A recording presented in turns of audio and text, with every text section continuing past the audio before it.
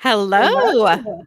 Welcome to the live recording of episode 114. I almost got way ahead of myself there.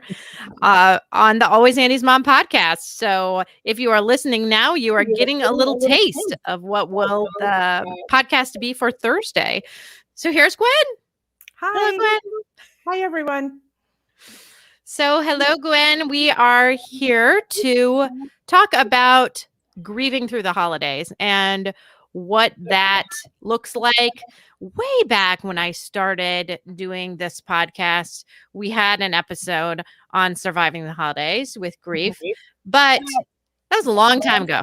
It was. And I feel like we can just revisit it kind of all again. And probably my outlook's quite a bit different now than it was 2 years ago. And anyway, I just think it will be helpful to kind of visit that topic again. That was one of my thoughts. I questioned about re-listening to that episode just to see, but maybe afterwards I will, because I think you will be surprised that you're in a different spot 2 years later. Mm-hmm.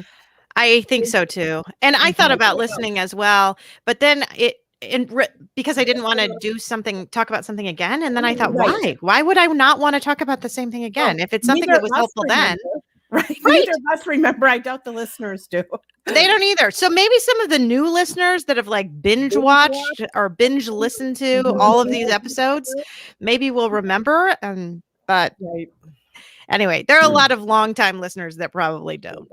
And the other thing I want to add now is we've got several people watching, which is awesome. If you have any questions, feel free to just pop up with those whenever. So if anything really comes to mind and you want to ask, you can ask it now. You can ask it really anytime. And I think both Gwen and I now can see the questions as they come up. In the past, I've only been the one to be able to see them. So that was a little trickier, but now we can both see them. So it will be easy to be able to answer anything you have. You're assuming that I am not technically challenged, but I will try. I hope you can. Well, we'll see. I will make an announcement just in case Gwen is having trouble. Okay. All right. So, Gwen, did you have something that you just kind of wanted to start off with? Well, the first thing that comes to my mind is that dread seems to be the number one overwhelming feeling that bereaved people have about the approaching holidays. Mm-hmm. And I think I'd just like to start by acknowledging that I think even people were dreading listening to this because it's the reality that they have to start thinking about it and that they are coming. Yeah. Yeah. Mm-hmm. That's a interesting statement, because you are 100% right. And that is what ends up happening is you just dread it. I think back to the first year, especially, my word. I mean, I just wanted to pretend like Christmas didn't even exist. I didn't buy any gifts. I didn't do anything. We didn't decorate at all. I took off, to Las Vegas to see my family, which was wonderful to see some of my family. But I mean, it is not something that normally a family, a mom and her kids and husband and kids do not normally fly to Vegas on Christmas Eve.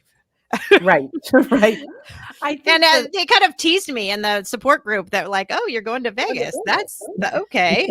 The number one wish, I think, for bereaved people is that it would be January 4th. Like we could just skip forward.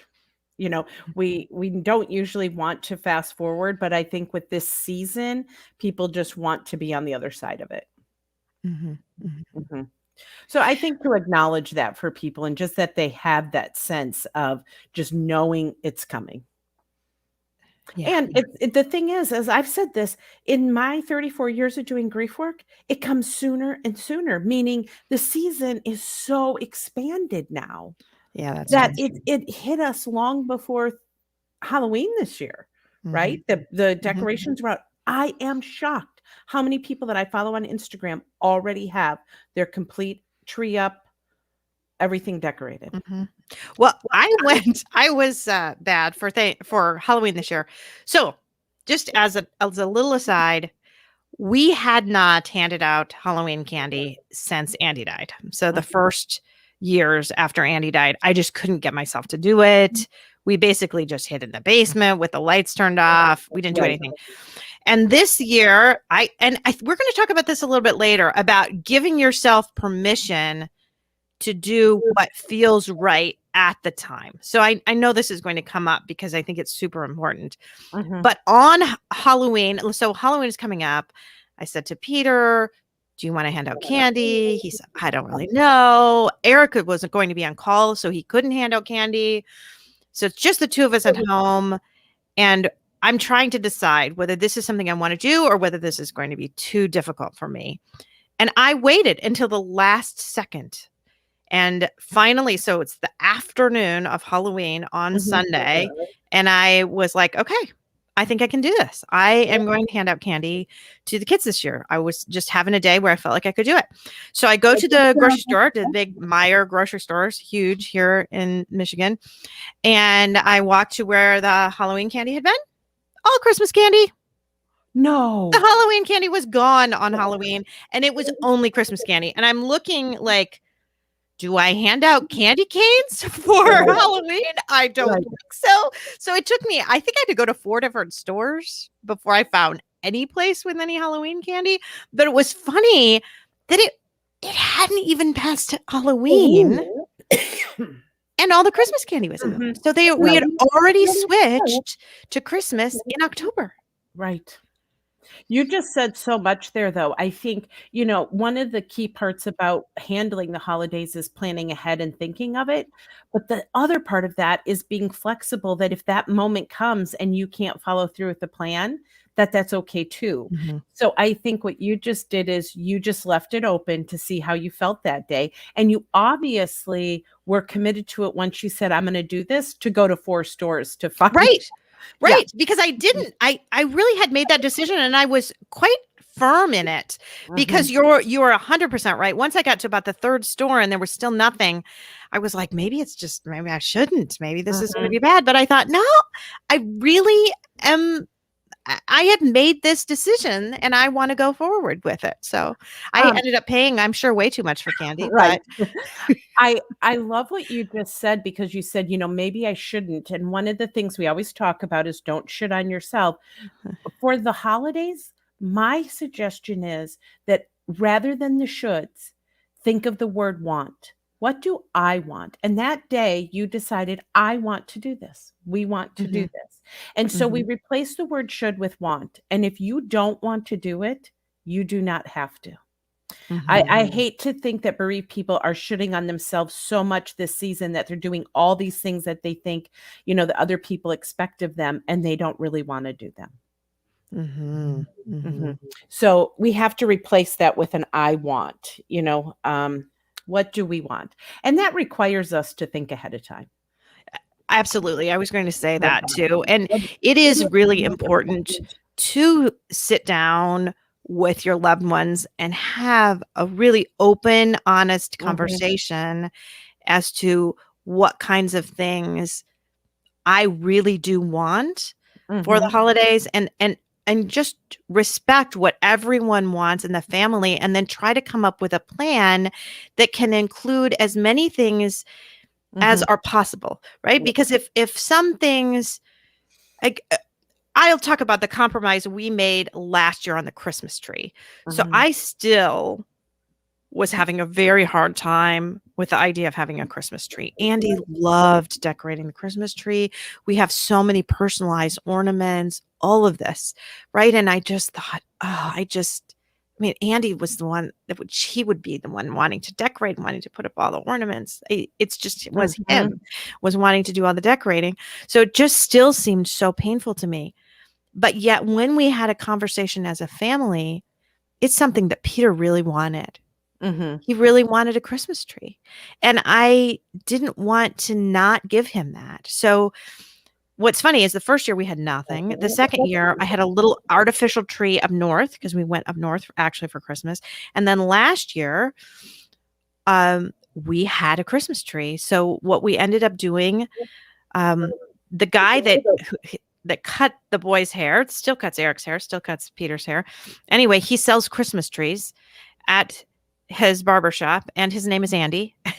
And so we called Andy and said, I don't have the heart to go pick out a Christmas tree. Can you pick one out for us? And he said, I can do better than that. I will bring it to you. Oh. So he brought us this Christmas tree. I didn't put it upstairs in the main room where I usually put it. I put it downstairs where Peter kind of plays with his Xbox, and because it was sort of for Peter in some ways. Mm-hmm. And then the second thing that I did was I went to Hobby Lobby and I bought all new, not personalized Christmas ornaments. Mm-hmm. And they were all 50% off because it was right before Christmas. And so I got them really cheap, these huge box of these Christmas ornaments. And that's what we decorated the tree with. And it ended up being perfect because the painful thing that I was really dreading about seeing all those ornaments with Andy's name on it, I didn't have to do, right? That was the thing that was really, I was dreading, talking about dread. That's the thing I was dreading the most about the whole Christmas tree. And this way, Peter got the tree. We still had that. I also could go upstairs and not be around the tree or go downstairs and be around the tree. So I had that option. But yet it was really a beautiful compromise for the family to be able to give Peter what he wanted, but not give everything maybe that he might have wanted that would have made me super uncomfortable. Well, it's not sacrificing one for all. It's just finding what the balance would be. Yes. And the thing that I just want to encourage people is it does take extra effort. Like it took you having to go to Hobby Lobby to get the things, rethinking where you put the tree, but it really was worth it because it was more peaceful than upsetting. Right. Because you put in the work. And that's what I just want to, if people are thinking, I just want to coast and hope this all magically disappears or doesn't, just happens, that's not a good choice because they are coming. But then you have the choice to how they're going to happen for you and your family. But that's where the work comes in. It really is so much, I think, communicating and being able to balance all of this out too. Yep. I always say those are the two things, communicate and then compromise. What does that look like? And that takes that communication. I'm just looking at some comments that we have here. Can you read them now? I see two. How many do you see?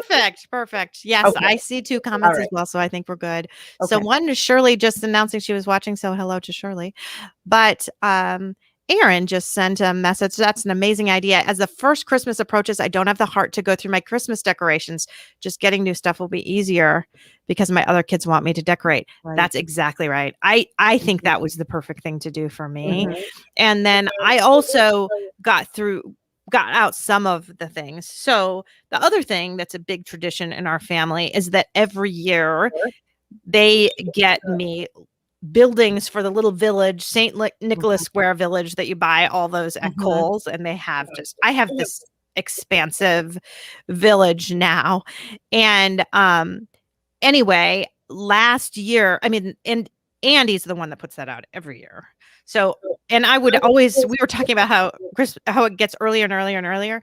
Well, he was always on me to get out the village earlier. And I would let him get it out for before Thanksgiving some years, if it had really snowed. That was always my criteria. It was like, well, either you can do it over Thanksgiving break, or if it snows before Thanksgiving, like a real snow, then you can put it out ahead of time. And so occasionally he would get it out the week or so before Thanksgiving. But so he would do this whole thing, and I would come home and there would just be boxes everywhere, and it was always a disaster. And I'd be, Andy, you need to keep everything together and keep it organized. But so last year was the first year I had the heart to get any of them out. And again, what did we do? We just picked a few. I think I put out 8 buildings. I didn't put out everything. And again, it was Peter and Catherine and I looking through and deciding which are the ones that are the most special. Right. Including the last one that Andy bought me. I put that one out because that one had never really been out before because I got it on Christmas. And then, of course, everything gets put away after Christmas.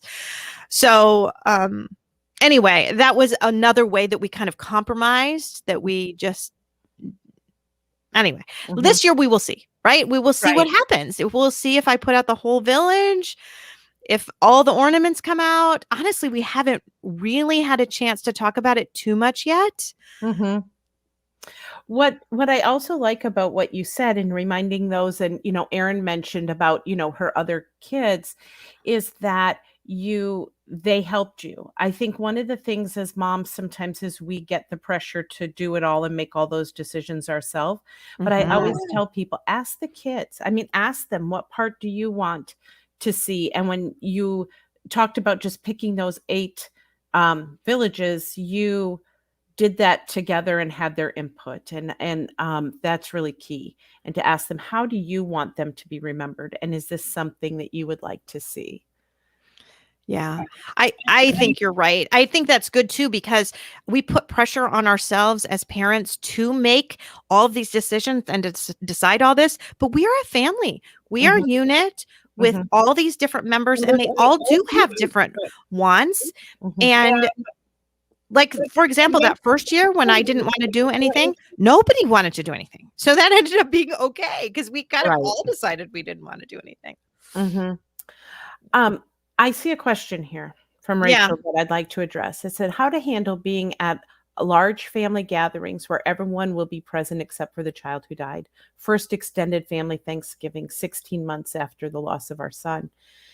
First, Rachel, those firsts are really hard. I mean, this is all very difficult. But again, I believe that planning ahead and thinking, how do you want him to be remembered? To me, I think one of the most difficult things is if we try to go and pretend like it's just like any other year, and you don't have a plan for how yours, it just says child. I don't know why I assumed a son, but how your child, oh yes, it did say son at the end, how their son will be remembered. So is it a special toast? Is it a prayer? Is it an empty chair? But for some people, they think, wow, that empty chair is so loud. I don't like that thought. Maybe, have part of their favorite food and just have everyone acknowledge that we're passing their favorite food, and we'd love everyone to, have a bite together, whatever that is, to have a plan for that. Because I think especially when it's extended and there's so many people, that it can be easily overshadowed, and you just kind of go in and everyone smiles. We talk about the weather and we talk about trivial things, but we don't really talk about that person. Well, and I'm wondering too about getting someone in that family who's going to be there and talking to maybe 1 or 2 people about it a little bit ahead of time would be helpful too. I recently read something that was reposted that Anna Whiston Donaldson wrote. She was on the podcast quite some time ago. She wrote the book Rare Bird. Anyway, she wrote something about Thanksgiving, that very first Thanksgiving after she lost her son, and she had brought a candle along. And right before Christmas dinner, she said, well, I'd like to light the candle in place of him. And her brother-in-law said, ooh, that's a pretty strong smelling candle. And, mom's really, really sensitive to smell. So could we wait until after? And then she said she was just taken aback and almost in tears. And then she's thinking, I can't even do this right. I'm a horrible mother. Now I can't even pick the right candle. And then, of course, everyone see how bad she feels. And then everyone's backpedaling. Oh, just light the candle. But what I think might have been helpful is if she had 1 or 2 people to softly introduce that idea ahead of time, it might have been easier. So, because I think the candle was a beautiful idea. I think it was fantastic. But the problem is she had to sheepishly kind of put that out there at the last second, and then nobody had time even to think about it. So, but it just so hard and horrible, because you don't want to have that kind of response back. Right. This is what Zig Ziglar has said about, we either react, which our reactions are usually negative. And that was his reaction right away, right? It was about the smell. Yeah. But our responses are usually positive. And the subtle difference between reacting and responding is planning ahead of time. Yeah. So that we're not looking for reactions. We're responding to what we've planned out, that how this person's going to be remembered. And someone else said in here, it makes me sad when people are afraid to talk about our son with us. And I always tell bereaved people, isn't it sad that we have to be the ones to gather up the energy to bring up their name? And if we wait for others, oftentimes it doesn't happen. And we just have to get comfortable speaking out their name and modeling that, so people know, oh, it's okay because Marcy's bringing it up, and so I can too. Right. So we have to kind of lead the charge on that one as well.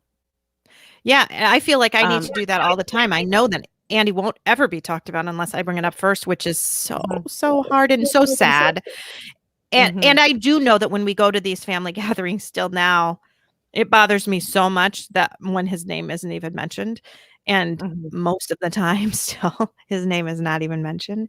But that's why you like to be able to say it and tell people all the time. Do you know how much better it makes me feel if you mention Andy's name, if you talk about it? Okay, we have another question here. We've got a few little comments. I feel like I want to read through here. You can go ahead and do that. I don't know. I'm just trying to. We've got some just hellos. We've got a couple hellos from Canada, so that's great. And someone talking about a picture. I had just talked to somebody else recently about the picture too, and about how like holding a picture when the family picture gets taken, of holding a picture of your loved one, and how like the husband wanted to do it and the wife wanted to do it, but nobody wanted to make anyone uncomfortable, so it ended up no one went and got the picture. That is really so. That's another key, that communication, talking about it ahead of time, because that both of them regretted not doing it. And then once they talked about it, they wished they had. So, okay. Right. So, yes. So here's this question that you were wanting to talk about, I think. So how do you get through the holidays when you are the only one that doesn't want to celebrate? I lost my son in July, and my daughters still want to go to our extended family's Thanksgiving and Christmas, but I just can't. And I don't even want to celebrate either holiday. And my boyfriend that has no children just doesn't understand why I don't want to do anything on the holidays. Right. Well, she used the word understand. And that's one of the things I say, and you may have to say to the boyfriend, is I'm not expecting you to understand it.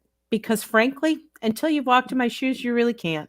Yeah. And so the word is, can you just accept that that's where I'm at for this year? And one of the things I want to, especially a lot of people are writing it's their first, just because you change it this year or say, I can't handle this year, doesn't mean that that tradition's lost and gone forever. It just means that for right now. But again, is there some way that you can celebrate or send the kids, or you come later, or you get to early? I'm thinking of a woman whose child died, and she did not want to go to the family celebration, watching all those kids open up the gifts and be there. And her siblings and her parents said, how can you not be with us? Like, that's, awful. And she just said, you don't have to understand it, but just accept that I'm not going to be there when you open the gifts. But then the compromise was they were going to miss her and wanted her to be a part of it. So she didn't go for the gift opening, but after the children were tucked in bed, she went for the adult time of playing cards and having a few drinks, where she didn't have to be surrounded by the kids. And yes, that was different and hard for the family, but it's the part that she could handle. So I'm just wondering if, Jennifer, if there's parts of it you can handle, because taking the whole thing is too much. We have to. That is too much. Yeah. Yeah. I 100% agree. And that's exactly what I was thinking too. Is there a way that your daughters can still somehow participate or something, right? I don't know how close you live. I don't know if this is long travel that they absolutely couldn't kind of do without you. I don't know if you could go, sometimes even if it is extended, you say, we can go. We're staying in a hotel. I'll drop the girls off for a little bit. I'll come later. I could only take this in pieces. And I do think it's important that you need to have an escape plan. Right. Because, absolutely. 100%. Because if you are going somewhere and you are now going to be stuck there, that is really hard. I think back even to when I went, I told you I went to Las Vegas to see my aunt on our first Christmas, and the family went. Well, what was really beautiful is that my aunt lives in a condo building, and on the other side of her was another condo, and the woman was gone out of town for Christmas. And so she offered to my aunt to have my family stay there. So normally we stay in the house with her. Mm-hmm. And she had other family there, so it would have been crowded anyway. But we were offered that apartment. It was so much better because I could come when I could handle it and leave when I couldn't. So I had a very good escape plan. So even though we were going far away from home and there was no way for me to tuck back home, I had a place to go.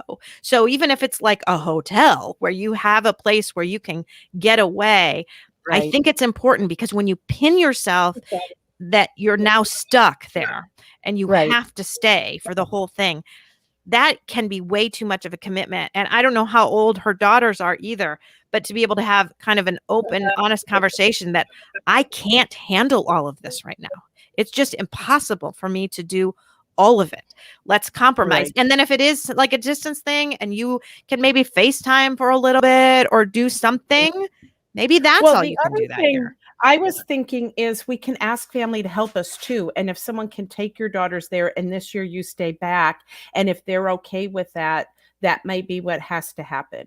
The other thing that I have had some families do is say, okay, this year, can we do something else as a smaller family unit and just go to a water park or go away to us and not do those bigger things, or do one for Thanksgiving and then do something smaller at Christmas? So you really have to tweak, and it takes that constant communication. But and we've had three Christmases. They've all looked very different, and none of them have been like our Christmas before. Right. We've not gotten back to that. And maybe someday we will, but we haven't yet, for sure. And there's a lot of comfort in some traditions, and some people that brings them comfort and they want that, but not for everyone. And I think it is understandable, first of all, that Jennifer doesn't want to do anything. Those of us in this club and this group know that, but for the others, they don't know that. I do also... she's giving us a few more details. Oh, good. I'm glad. Thank you, Jennifer. I've been trying to think of an escape plan so I could still go with them, but I can't think of it. My oldest is 17, so she could drive her and her sister. They are struggling of why I don't want to go. So they're having a hard time going without me. I think the thing, Jennifer, too, is to tell them that, again, as your relationship was different with your son, that they're not going to always understand that, and that they're young, and that when we're young, we do bounce back in a different way. We do want to go and do things. I mean, they're teenagers. They want to go out and do that, but to let them know that you're okay if you are, that they go without you, and that you'll be okay, and you just need that quiet time. Because I think that's going to be their worry, right? Oh, we're just leaving her. This will be awful to just leave her. When in her mind, it's so stressful to go, and it is much less stressful to be left behind. And to know that you're not like ruining their Thanksgiving either, that they've gotten to go do what they want to do, but yet they haven't put that pressure on you. I know for our family, we would always go to Eric's parents or Eric's sister's house for Thanksgiving. And we've still been doing that, except for the pandemic. So now this year, we haven't because of that. But after Andy died, we still went, and it was horribly painful. And the one tradition we always have, and Eric's family has always had, is they go bowling on Thanksgiving. So everybody goes bowling on Thanksgiving. But you know what? I could not go bowling on Thanksgiving. There was no way I was going bowling on Thanksgiving. I still don't want to go bowling on Thanksgiving. It's just too painful to think about that.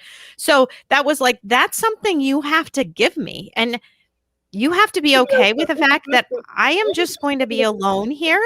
And in that gathering too, I tucked away for good portions of it. I left and went into a room by myself, and because I needed alone time, I could not handle it all. It was just too overwhelming. So even if you do end up feeling like sort of pressure to go, Jennifer, if you can have a conversation with where you're going and saying, I need a place where I can go, and everyone needs to understand that they may just need to leave me there. And that's what I want. And that's what I need, that I can't, that it's too overwhelming for me to do all of this. And if you can give me that space, then maybe you can come. Or maybe that's not even until next year. I don't know what Right. that all entails. Or again, if And- it's an hour away, is there someone in that family who would say, you know what, if you bring them there and stay for 45 minutes and then you leave, we will get those girls home. I mean, that would also be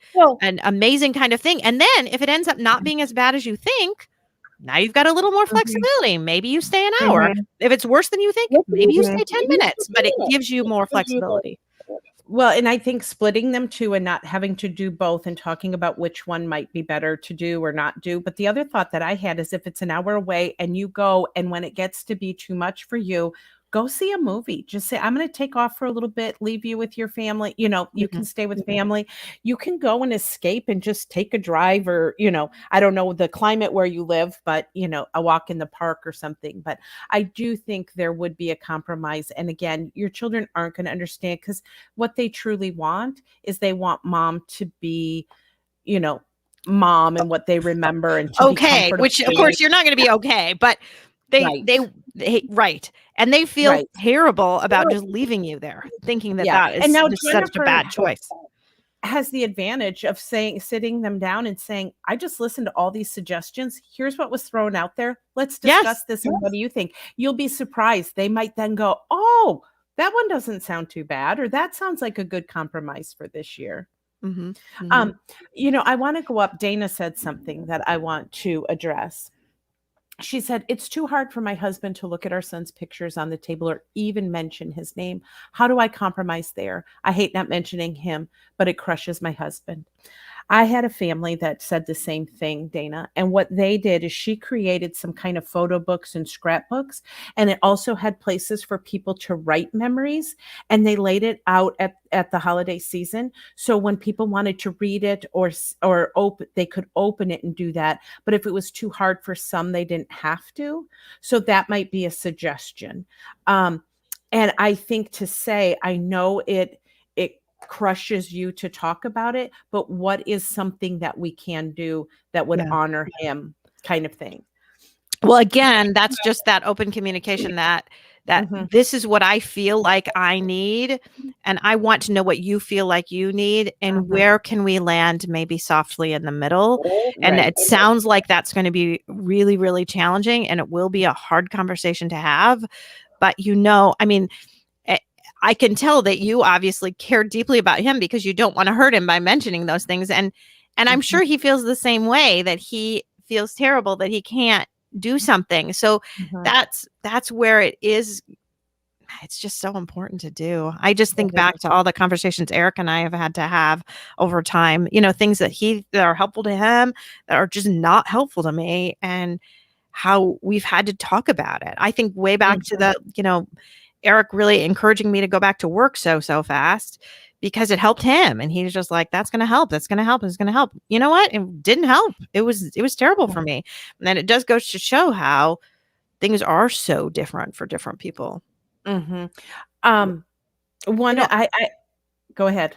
Oh, I was just going to say, we do need to jump up here to just that whole Charity wrote in about they lost their 18-year-old son in July. Yes. I just want to forget the holidays, but have 2 other kids. And again, I think that goes back to the fact of talking to them, because they probably are old enough, are teens or whatever, not itty bitty kids, to be able to say, what do you need for the holidays? This is what I can give you for the holidays. And just being so open and honest about that, because, you know, I did a grief share. They have a Surviving the Holidays grief share, and they had it. You put in categories, what I need to do for Christmas, what I would like to do for Christmas, what I can't possibly do for Christmas, right? So you had different categories of things you think. So if you talk to those kids and like, what do you need? You know, do you need to have a Christmas tree up this year? Do you need Christmas cookies? Do you need gifts? What do you need? And then we're going to start at that list. And if everyone can handle everything on that list, great. And then you move to the want list, and you see what might be on somebody's want list that's on somebody's there's no way I can do it list, and trying to come up with a good plan really ahead of time. Right. The other thing that I do think every year when I talk to bereaved people after the holidays is that joy does surprise us, that there are joyful moments. It's not Mhm. the same overwhelming, oh, I'm so excited for this season and it's all warmth. And, I'm not saying that, but we can catch glimpses of moments where there's some joy. And to realize that your kids, that's what they are craving and wanting. And where can those glimpses be? Mhm. And I do know that she doesn't want, to have it at all. I get that. Oh, I Um, get it too. I get yeah, it. And right. and you might be surprised what your other kids want. I mean, Mhm. I think back to uh, us and our family, and Peter was 12 and Catherine was 16, and they were totally fine with not doing Christmas. I mean, we all agreed we couldn't do any of it. Mhm. Nobody wanted to do the decorations. Nobody wanted to do everything. I mean, we did do something because obviously we went away. We traveled. So we did go and have a Christmas Eve dinner at my friend's house. I just didn't make it. So there were some things that we did that were special for Christmas for sure. Mhm. Um, but you might be surprised as to what your kids really want, Right. because maybe they would like to just travel. Maybe not to Yeah. Vegas, but Right. somewhere. Right. Or to go to a water park. I've heard that a lot. And when people scale down or do something different, oftentimes it becomes their new tradition and they don't go back. But the kids don't know what they don't know. So sometimes presenting them with some other fun ideas that Options. are totally different, they go, oh, that's an option. We can go to a water park. Right. You And just, it's kind of weird too with COVID, because obviously that's kind of screwing everything up, that you might not travel as much, but you could go and rent some cabin somewhere at a right, B&B or whatever. I mean, there are different options that you can do, that you don't even have to be around a bunch of people, but to right. just put yourself in a different setting. Correct. I want to go back to Dana's piece about when she was, her husband being uncomfortable and us talking about that. I'm always reminded, and I feel like every holiday I have to share the story of Stephen. Stephen had died and he was adolescent age. And when it came time for the holidays, his mom didn't know what to do with his stocking. And she said to me, what do I do with Stephen's stocking? And I said, what do you want to do? That's that question. Like, Mhm. what do you want? She said, I want to put it up. I do not want to leave it in the box. And I said, okay, what's the hardest part about putting it up? She said, everyone rolls their eyes at me. My husband, it makes him uncomfortable. And I said, okay, what are we going to do? And then I said, well, if it makes people uncomfortable, I think you could just tell them maybe to put some money in it. And she said, that's true because no one has to buy Stephen a gift this year. So then what became this taboo we can't talk about became an Mhm. activity. And so what they did was they called it stuffing Stephen's stocking. And every holiday, whoever came in the house, that's kind of what they did to see how much money they could stuff in his stocking. And then every year after the holiday, she takes that money, buys books for the library, the school that he went to, puts a little sticker in there about being in honor of him. And then her husband became comfortable with that uncomfortable piece because there was an activity surrounding it and there was Mhm. purpose in it. And then it was honoring to their son. And this will be their 19th Christmas of stuffing Stephen's stocking, and they still do it. I love that idea, and I wonder if that would be something helpful for Dana, because it is an activity. It's something to do, and not just reminding everyone of how he's not there and how Right. he's gone. Right. Like, Yeah, what I can we love that. do to honor and, whether it's serving a meal. I mean, there's other things we can do. And oftentimes when we're doing something to serve others and think about others in honor of our person, it's not just the thought of sitting around and lighting a candle. And I'm not saying Mhm. those are bad things, but I think sometimes that's what people think, like, that makes me uncomfortable. Right, right, right. Right. Um, okay, we have to get You to wanna Aaron's question. We do wanna get to Aaron's Okay. question for sure. Do you want to read it? Sure.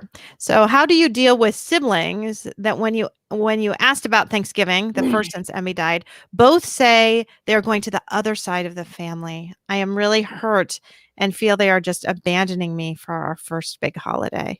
Oh, Aaron, I I'm totally get that feels like abandonment. I really do. Yeah. It is what we actually, I call it in the series that I have on my website, I call that relationship pain, because you also have the pain of the holidays and you have your own grief, but then you have that relationship pain, that layer of maybe people that you thought were going to be there for you, or that Mhm. relationship meant that they were going to say, hey, what do you need from us? Truth be told, and I don't know her siblings at all, and I think oftentimes it's a subconscious thing in our culture that says, I guess it'd just be easiest if we went somewhere else and didn't have to deal with it. I mean, Yeah. that could be what's happening there. I think to let people know how you're feeling, but not Mhm. when you're really wearing that anger. I think we have to, slow down and figure it out, and then in a constructive way be able to say, that really hurts to think that this first Thanksgiving and now we're all alone, and maybe they Well, would and you know what I was thinking too, you might almost because you talked about here, you don't want to seem angry. You might almost preface it by saying, I know you don't want to put pressure on me for Thanksgiving, and you Mhm, don't want me to have to do all of this work. And that, but right, but it really is making me feel quite alone to not mhm, have you here at all and to not be mhm. celebrating with you at all. So what do you think we could maybe do instead? When could you come? Things like that. So and then it doesn't come across as I'm really ticked off at you and you really Right. abandoned me, but it comes across because that certainly might be. I mean, I just want to put that out there that the siblings might be thinking, gosh, I don't want to put all this on her right Mhm. now. True. She's grieving and this is her first Thanksgiving and I don't want her making a turkey and doing all of this and so they might be wanting to take pressure off of you. And if you come at it from that saying, I know you don't want to put anything more on my plate, but I really do need to spend some time with you. How do you think we can work something out? Is it Mhm, possible to work something out mhm. or to meet at a different time or to do something? Mhm. And that's again the part that Erin, who's the grieving mom at her first holidays, has to I find know. the energy to do that. And that's I where, know. doggone it, it just isn't fair. And a No. lot of people are in their house shaking their head right now, going, you're right, you're right. We have to find that to be able to say, this is, you may not understand it, but this is where I'm at and this is what I need. And Mhm. mm, Mhm. And it is hard, and I know mhm, it's hard to have to tell people what you need all the time, but mhm. sometimes you do just have to be your own advocate. Oh, and Aaron wrote, "That makes sense, thank you." So I'm glad that kind of resonated with you, Aaron. I'm glad that was helpful. I do also want to acknowledge that we are talking about Thanksgiving because here in the United States, it is coming up next week. But I do know that in Canada, you already had your Thanksgiving last month. Mhm. I am well aware of that now because Well, I've spoken to so many yeah. Canadians. Did Well, you know that, they Gwen? yes, but they can say they survived. They can say they survived. So, I can that's have these almost like, I think Canadians they should write put in it, and say, "We made it. We made it we through. survived. This What is was the what we best did." part? What was the best part? And I think that's the other thing is afterwards, doggone it, celebrate. I made it. And right now you've already survived. You have 100% survival rate over your worst days. And so I Yeah. think we forget about that this too shall pass. Like, I'm going to make it through this. I don't know how right now, but Mhm. I will. And so just And even knowing, though you want January 4th to come tomorrow, it's not going to. right, But you right. know what? It eventually is. It will come. Yeah. And Mhm. there are a lot of hard days and a lot of hard times maybe between now and January 4th, but you will get through. And like you said, there will be more moments of joy than you expect. Mhm. And likely, I always feel like for me, so much I dread and dread and dread and dread. And then I get there and it's not quite as bad as I thought it was going to be. Like Mhm. I am assuming the worst, but that's always been a little bit my mantra. It probably shouldn't be. I'm always like plan for the worst. I mean, you can hope for the best, but kind of plan for the worst kind of Mhm. thing. So Anticipation of something is usually, when you're dreading something, that is the worst part. And when it actually comes, it's like, oh, the day. I feel that way about the anniversary of a death.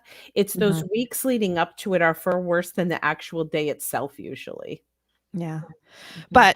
But they are days that you need to take off and need to honor Right. and still just like these holidays are Well, days that we want to plan for, But again, give yourself grace, give yourself permission Right. to do whatever you need to do. We haven't mentioned things like parties that you're invited to that aren't actually on Christmas Day, like that families or that friends invite you to, or work related parties, things like that, because those certainly can be pressure put on you as well. I think about my own office. They always have an office Christmas party. And the first year I went back to work was 2 years ago. So, I mean, it had been over a year since Andy died. And they were talking about the Christmas party and going to the Christmas party. And I said, "Oh, I won't be going." And they all looked at me and said, "Oh, but you're doing so well." Like, okay, I'm glad you think I'm doing really well, but that's something I just can't do right now. I just can't do that. I mean, the other reason for me was that the last office gathering I was at, we were on our way to an office gathering when Andy was killed. So there's a whole other level of me just not wanting to go to office gatherings. But people are just so surprised that different things will trigger us. And it's hard to explain that sometimes, but hopefully people can just understand. And where you were going before with this is to have a balance in that, in the whole holiday season. You were saying, like, give yourself some time. It allows some balance in being with people and then being in solitude. So one, or going to everything you're invited to is probably not a good idea, and surrounding yourself with a ton of people, nor is going all the way to solitude and locking yourself in a room. So it's in that balance between the social and the solitude. And sometimes you have to say no to something just because it's your only night off, or it's your only thing. These are easier things to take off of my busy list. And I just need some time where I'm not so busy, just to be and allow that. I think Bonnie said, I love that too. I want to just touch on that one more time. Time to just be.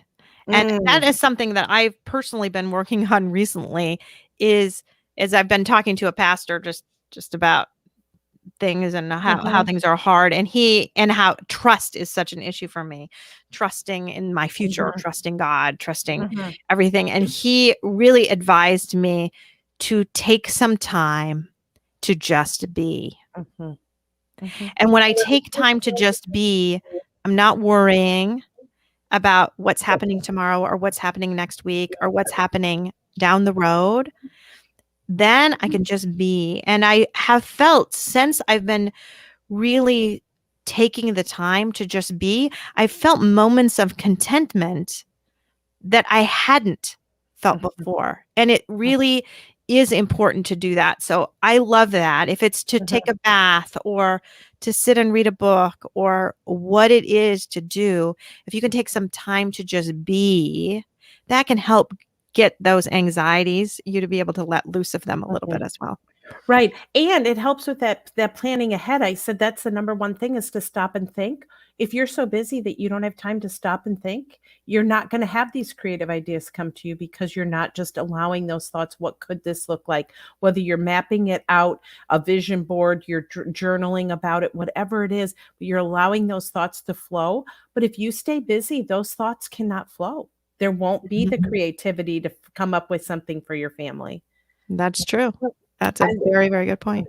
I love what Bonnie said here. She said, if your child was old enough, what about thinking what they would want us to do? And I think, it's that thought of, if they were here, what would they say? And I think sometimes just to sit and hear them say, Mommy, Daddy, this is, I'd love to see these things for you. And I think that's a beautiful suggestion. I do too. Yeah. What's funny is I love that suggestion if it comes from you. I do not love that suggestion when it comes from someone else. So if, going back to Jennifer with the Thanksgiving, what would your son want you to do? Would your son really want you to skip Thanksgiving? Right. Not that. Not that. No. Not that at all. It is, what would your son be talking to you about? What's important about you, things like that. So don't now guilt yourself into doing something that you don't want to do because your son or daughter would want you to do that, because that's putting too much pressure. So there's a balance. I think it's a beautiful sentiment for sure, as long as you don't take it to the point where now you're guilting yourself into doing something that you otherwise don't really want to do. Well, because maybe you can't do it this year, but you will be able to do it next year. You know what I'm saying? I do. But I think it's the tone and the judgments rather than what I was talking about in that quietness of just allowing yourself to have some of those thoughts and to really just think, and because that goes back to you just figuring out, what do I want? And what can't I do? And how can I? And it's in that quietness, and it's a loving conversation. It's not a you have to or you better, it's a if you had that loving conversation with your child as to what you would want to do, what he or she would want you to do, in that loving conversation, but definitely not in a guilt or anything like that. No. Because you don't need to do everything you did before just because your child loved all of that. That is not not what needs to be done at all. Yeah, and you're already carrying so much of a load. And I say this often. I've got to read with this. I don't think my son would want us to go on and not be sad and miss him when he want us to desperately miss him. Yeah. Charity's point is, if you have the ability to love someone, you have the necessity to mourn when they're no longer there. So loving someone at mourning and missing them go hand in hand. The only way, people say to me all the time, I wish you could take this pain away. And I say, the only way I can do that is to take the love away. And I have never met anyone willing to give me the love. And I totally get that. So yes, it is part of loving them and missing them. And I think there is a bigger difference between when it is and early on in our grief. We need to sit in that. I mean, it's deeper, it's different, that longing and missing. But if it's prolonged over a period of time where you're not beginning to live and to heal, I don't know that any of our children would want us to keep that beyond a point where it starts affecting our being able to heal and allow some traditions or some things to come in, because you're not in the same spot. Does that make sense? And I think a lot about a definition I heard of grief is that grief is love with nowhere to go, right? That you don't have that person there anymore. And that love just goes on and on and on. And so you just feel such a deep, deep sadness and desperation, really, like Charity was talking about, is how you miss them so, so much. And you definitely are going to have that. But again, he wants you to miss them, but he wouldn't probably want you to be sad forever, right? And you wouldn't want him to be. So it's one of those things that you think about. If you were to die, would you want your son to not ever experience happiness again and always be desperately sad? Well, no, you wouldn't. Are they always going to have some sadness? Absolutely. I mean, my mom, I'm 48 years old. My mom died when I was 21 years old. She was 42. I still miss her horribly, but I have had such happy, wonderful memories since she's been gone. I've, given birth to 3 beautiful, amazing children. I married my husband. I met my husband. I went through all of these beautiful things too. So I know my mom wouldn't have wanted me to not have that. I have had some beautiful memories now since Andy has died, and he would want me to go on and have beautiful memories. I know he would. He would. I always say, I know how much I'm loved. I expect a lot of wailing when I die. Like, there's going to be a lot of grief because I know how much I'm loved. I feel it. So man, there's going to be a lot of wailing, but I always say, cry long enough, but then allow yourself to move along. Like, do it, but you don't have to keep it going, because that's beyond a reasonable point. It's not a tribute to loving them. It's, then it becomes, well, and I don't cry just for the sake of crying. You cry when you are feeling that loss. And I still, do I still cry almost every day? Yep.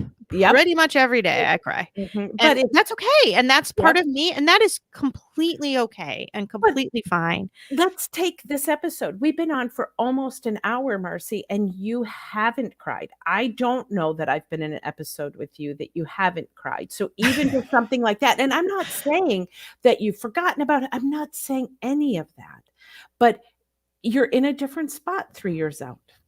Yeah, you just are. And maybe tonight after all this and reading the comments again or thinking about it, I'm not saying that you won't have those episodes. You're right. It's always going to be there, but I love this comment that Bonnie just said, our first Christmas, I knew what my daughter would have wanted us to do, be together. Right. And that is beautiful because that's what mattered, right? So it wasn't all of the stuff, just knowing that that's what she would want is just that togetherness, to just be, right? To just be together. Right. Yeah. So I love that. Well, I think the other thing we all know is that death has taught us what's really important and what we treasure now. And it's not so much the gifts or, how tall the tree is and how many pre-lit lights are on it, or if, a lot of that stuff really doesn't matter. It's the family, it's the togetherness of it. And that's what we treasure. And that's why you can do crazy things like take a trip or do some of that other stuff, because you're having that together time, you're having that family time, and you're cherishing each other. Yeah. I love what Jill said to Dana. He's still with you. And they are. We always carry them. I mean, we are, they're with us all the time. Yeah. And Dana wrote one more comment too about, I'm not sure this is helpful, but maybe think about what you would be doing if your child was there instead of what they would want us to be doing. So I can see that too. Yeah. Well, we only have just a few minutes here. So what I wanted to do was talk a little bit about our next time we get together. So the next time we get together will be the Tuesday before Christmas, which now, of course, I have to look at a calendar. I should have had that up right in front of me, which I didn't.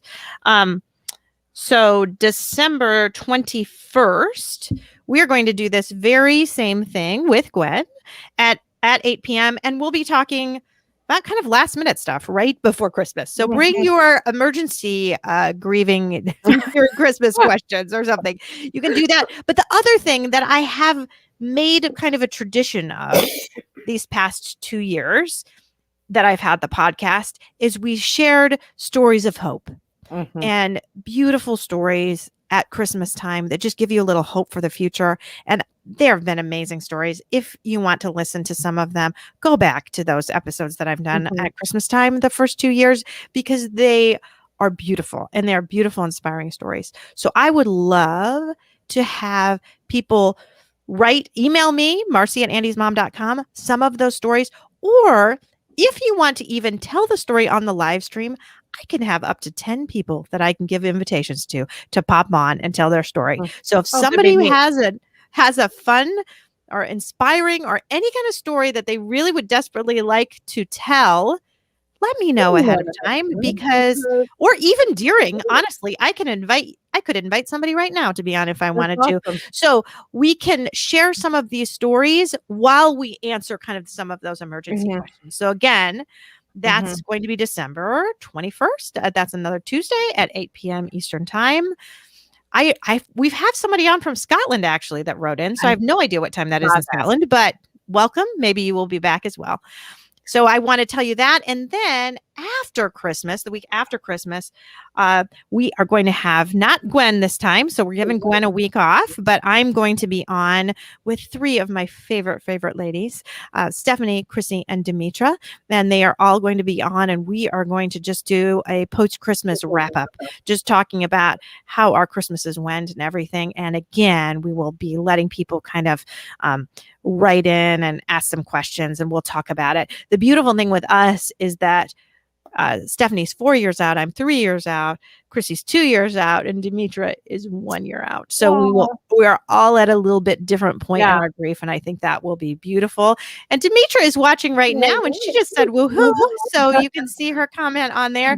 She's excited to be on, and I'm excited to have her. So thank you again for all tuning in. Gwen, any parting words? I do. I was going to say something about love, and I still will, but Lori wrote, love is so special now, it's priceless. I love deeper. Life is short. Enjoy life. And what I was going to say is, may love be what you remember most this holiday season. Beautiful way to end. Thank you so much. You're welcome. Good night.